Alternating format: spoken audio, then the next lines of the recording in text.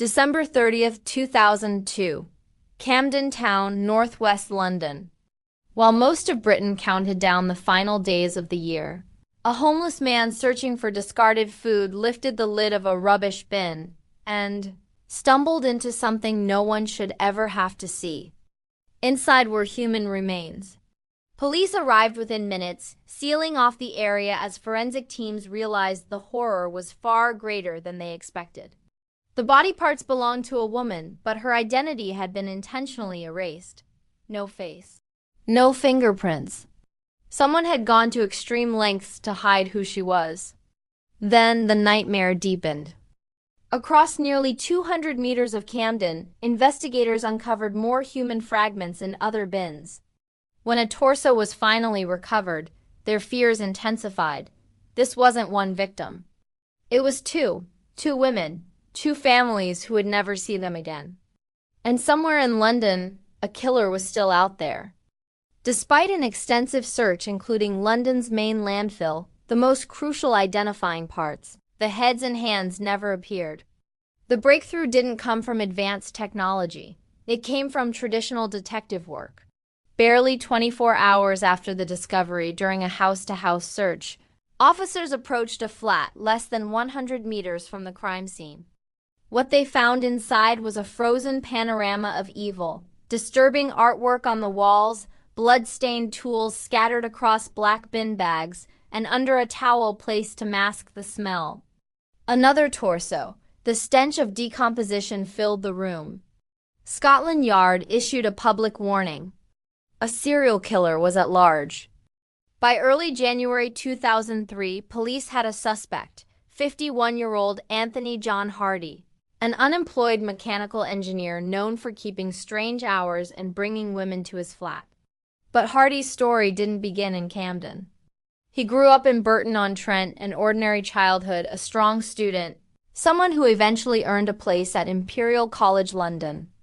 He met his future wife, Judith, and built what seemed like a normal life. But beneath the surface, something darker was forming.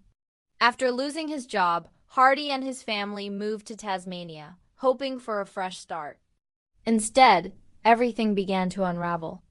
Diagnosed with schizophrenia and bipolar disorder, Hardy spiraled into instability.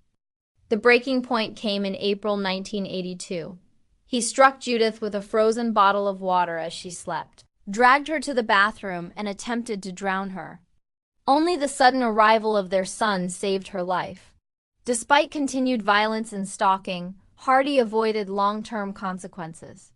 Throughout the 80s and 90s, he drifted between prisons, shelters, and psychiatric units, each time slipping through cracks in the system. The first known murder came in early 2002. After a neighbor reported acid and obscene graffiti on his door, police traced the damage back to Hardy's flat. Inside, they found a locked bedroom door. A hidden key in Hardy's jacket revealed what was inside: 38-year-old Sally White, lifeless on the bed. The injuries, bruises, head wounds, a human bite mark, clearly indicated violence. But in a staggering failure, a forensic pathologist ruled her death a heart attack. The murder charge was dropped. Hardy was sent to a psychiatric facility only for the minor vandalism, and by November 2002, he was released back into the community. Within 6 weeks of his release, Hardy killed again. The first victim was 29-year-old Elizabeth Valid. Her life had been shaped by hardship, addiction, and periods of instability. Vulnerable and alone, she crossed paths with Hardy in December. Inside his flat, he lured her with drugs or money.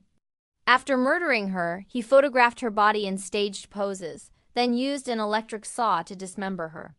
Days later, Hardy targeted his third victim, Bridget Mlan, a mother of two from New Zealand working as an escort in Camden to support her addiction. Evidence suggested Hardy had been one of her clients. She was killed over Christmas Eve or Christmas Day, while families across Britain celebrated the holiday. Her fate mirrored Elizabeth's: murdered, violated, photographed, and dismembered before her remains were dumped in rubbish bins around Camden. On December 30th, just days after the murders, a homeless man searching for food made the discovery that would expose Hardy's crimes. Elizabeth's legs were found first. She was identified through the serial numbers on her breast implants. Bridget's remains were later matched using DNA from past police records.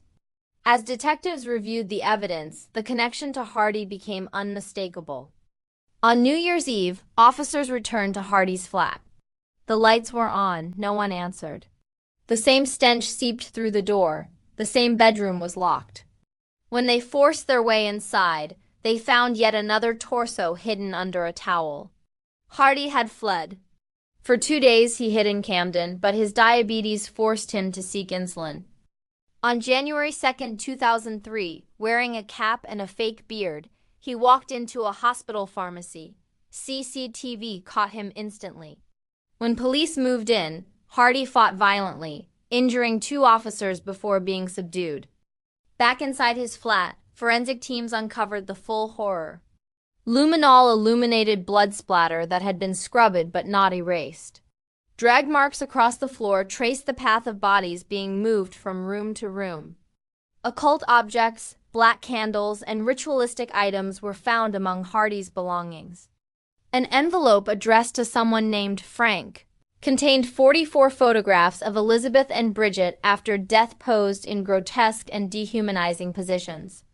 The evidence also suggested that Sally White had been the first victim, misclassified due to forensic incompetence. A single accurate autopsy in January 2002 could have stopped everything. In November 2003, as his trial began, Hardy abruptly changed his plea to guilty. He admitted to killing Sally White, Elizabeth Valad, and Bridget Milan, describing the murders as part of a sexual ritual. The judge sentenced him to life imprisonment. In 2010, the sentence was upgraded to a whole life order, ensuring Hardy would never be released.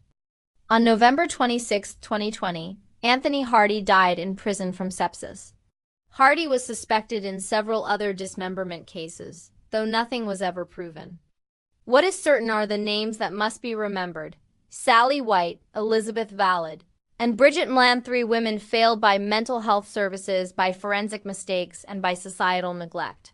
One proper autopsy in 2002 would have changed everything. This isn't just the story of a killer. It's the story of a system that let him continue, and 3 women who deserved far better than the fate they met behind that locked bedroom door in Camden.